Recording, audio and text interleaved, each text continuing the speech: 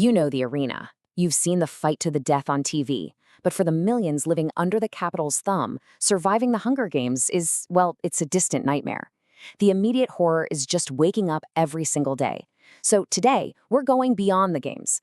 Think of this as your survivor's guide to the architecture of oppression that defines daily life in the districts of Panem. And that quote really gets to the heart of it, doesn't it?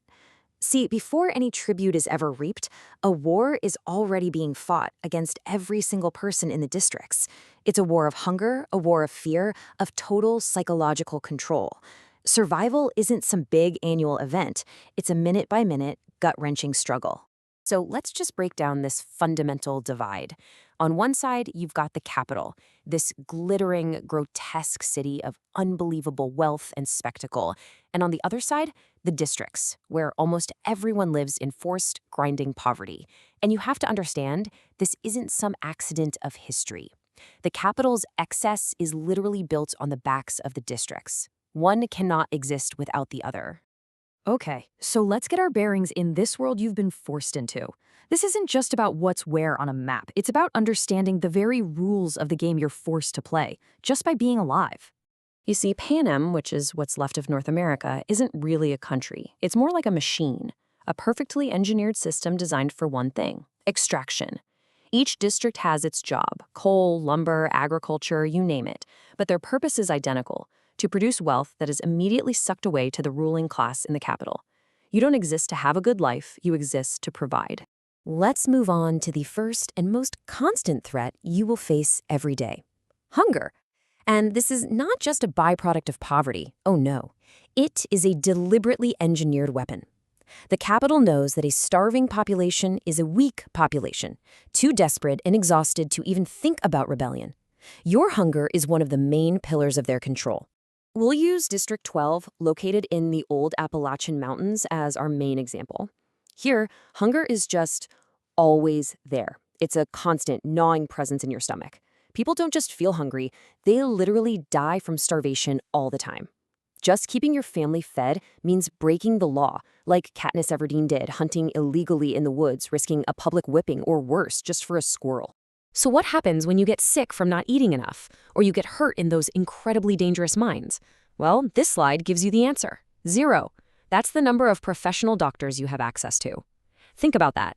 While the Capitol has medical tech that can practically bring people back from the dead, your survival depends on an herbal remedy from your mom and just hoping that a simple cut doesn't get infected.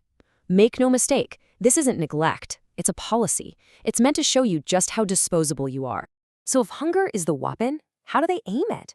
Well, the Capitol has come up with a particularly nasty system that turns your desperation into fuel for their most terrifying spectacle. It's a bargain they offer that preys on your most basic instinct: to protect your family. This is called the Tesserae trap, and you have to understand how it works to survive. Here's how the Capitol pits your hunger against you. If you're between 12 and 18, you can sign up for Tesserae. In exchange, you get a measly year's supply of grain and oil for one person. The catch? You have to add your name one extra time into the reaping bowl. And you can do this for every single member of your family. It's this cruel, twisted deal where you're forced to gamble with your own life to keep your family from starving today.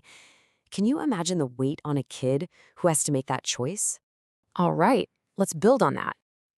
The next threat you face every day is the work you do. In Panem, a job isn't a path to a better life. It is a life sentence. It is servitude, designed from the ground up to benefit the Capitol and absolutely no one else.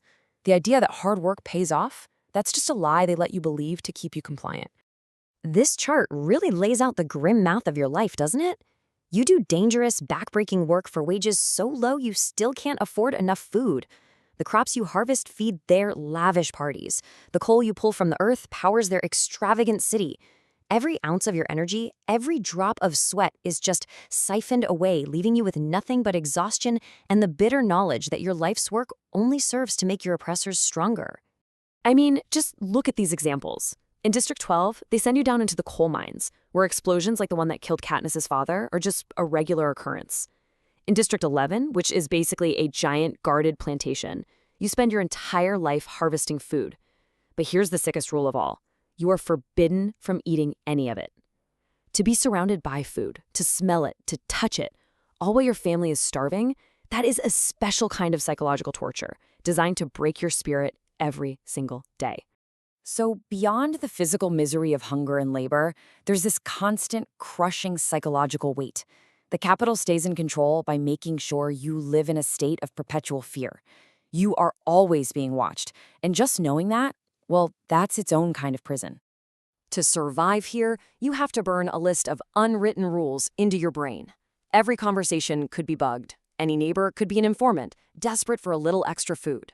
Those electric fences around your district, they aren't just to keep you in, they're to keep you isolated. This whole system is designed to destroy trust, the one thing that could lead to a rebellion. Your only real defense is to be quiet, to be invisible. And if you ever need a reminder of what happens when you break those rules, the Capitol provides one this. This is an AVOX. They're political prisoners, so-called traitors, who have had their tongues cut out. They're then forced to work as silent servants in the Capitol, a walking, breathing warning. Their very presence screams a brutal message. This is what happens when you step out of line. And you see, this control, it starts the moment you're born. School isn't for learning to think for yourself. That's dangerous. No, it's an indoctrination center. You are taught exactly two things: the trade of your district and the official, sanitized history of Panem. A story where the districts were bad, the capital is good, and the last rebellion was a terrible, horrible mistake that must be punished forever. It's all designed to make you a willing participant in your own oppression. And that brings us to the final threat, the big one, the one that ties all the others, the hunger, the powerlessness, the psychological terror, into one horrifying annual show. The Hunger Games are not a sport, they are the Capitol's masterclass in political control. Let's be very clear about what the reaping is. It is a blood sacrifice. It's a yearly reminder of that failed uprising from long ago. Every year, the Capitol demands that every district offer up one boy and one girl as tributes. You and everyone you know are forced to watch as these children, your neighbor's children, are thrown into an arena to murder each other for the nation's entertainment. And here's the most insidious part of it all. As this chart shows, the system is rigged against the poor.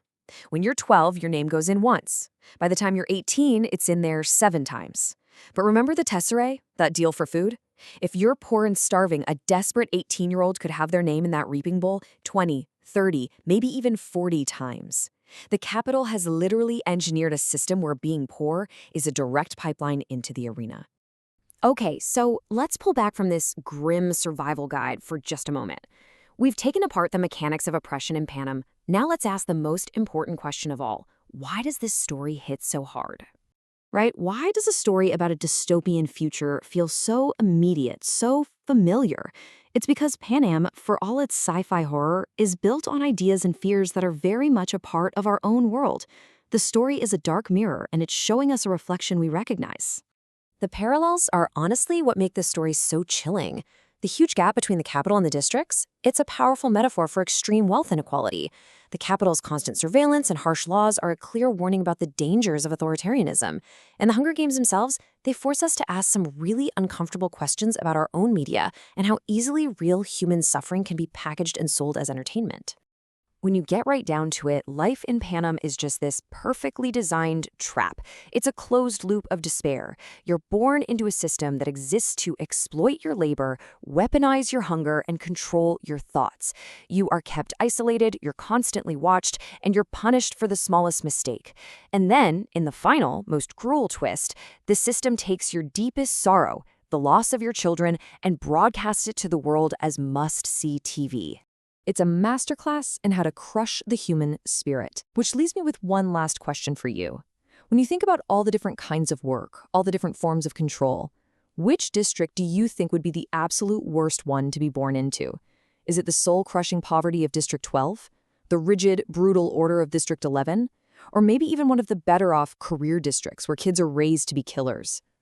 The answer isn't so simple, is it? Let me know what you think.